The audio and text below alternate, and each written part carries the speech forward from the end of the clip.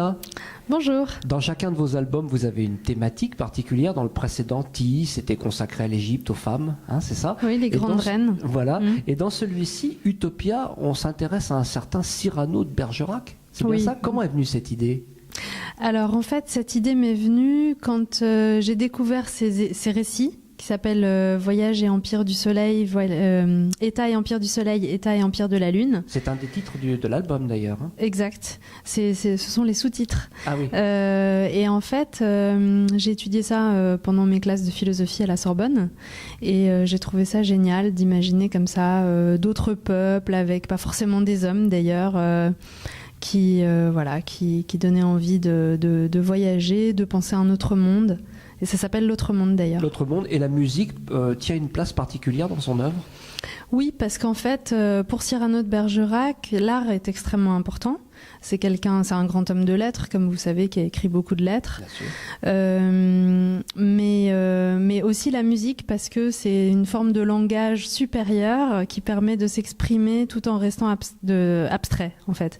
Donc, il s'amuse à imaginer un pays où tout d'un coup, quand on est fatigué de parler avec des mots, on prend un instrument puis on continue à discuter tout en improvisant. Que vous avez mis en exergue dans votre notes. Et comment est-ce qu'on passe de Cyrano de Bergerac au jazz alors?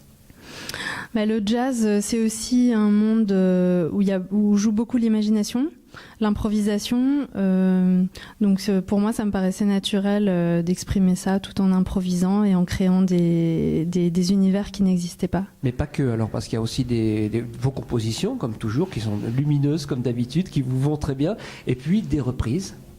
Oui, il y a Night and Day, effectivement, de Cole Porter, qui est une chanson que j'aime beaucoup et que j'ai trouvée proche de la thématique justement du soleil et de la lune, puisque c'est Night and Day. Quelques mots peut-être sur l'équipe qui vous accompagne.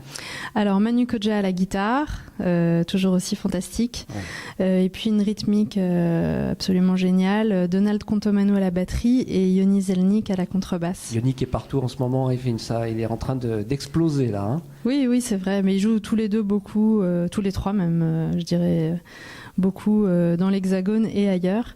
Et puis on a invité aussi David Binet à nous rejoindre sur quelques morceaux. Bon, extra. Est-ce qu'il y a un site sur lequel on peut suivre votre actualité, les concerts, etc.? Alors, mon site n'est pas vraiment à jour, mais à culpa. Par contre, sur Facebook, j'ai une page musique qui s'appelle Leïla Olivesi Musique, où vous pouvez suivre tous les concerts, les articles de presse, tout ce qui est publié ce sera fait. Concernant nos projets. Je vous laisse le soin de rappeler le titre de l'album et le label sur lequel il sort.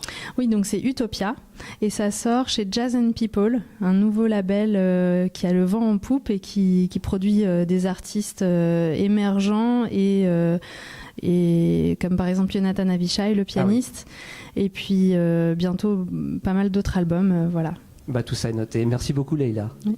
Merci à toi.